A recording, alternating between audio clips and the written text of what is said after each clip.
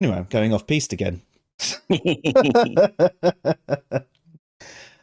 Logical consistency. Assuming I still don't know what that squared one's called. The other one that you can use as a replacement's called a tilde, but yeah. Anyway, that's the one I use for not when I'm at a computer. Anyway, is not. And B is believing, and D is deities. Atheism is logically categorized as not believing in deities. Interesting that he's switched to from not to without, but anyway, sorry, the other way around. Which is equivalent to absence of belief in deities.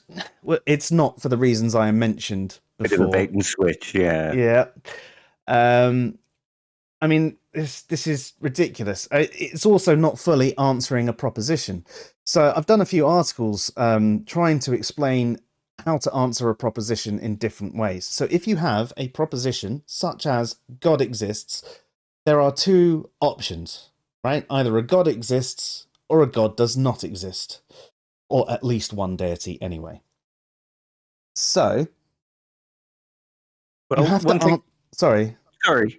I was just going to say, one thing I'll say about this is that it's not actually logical. It doesn't actually need to be there, the logical notation, because he's not writing it in a way that needs logical notation. He's just put it there to make it look like he understands logic.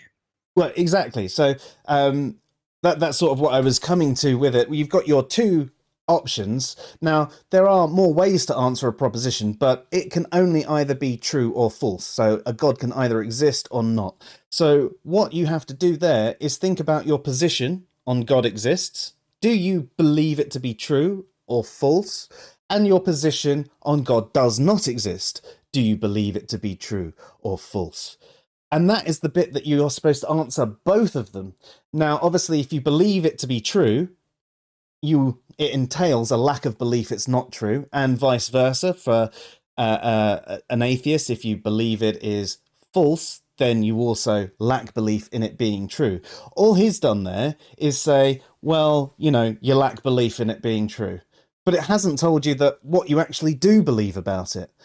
That position right there is just a read of a psychological state that is shared between someone who is an agnostic, they are unsure, they lack belief in it being true and false, and an atheist who, at least in the normative philosophical sense, holds the belief that God does not exist, or gods do not exist.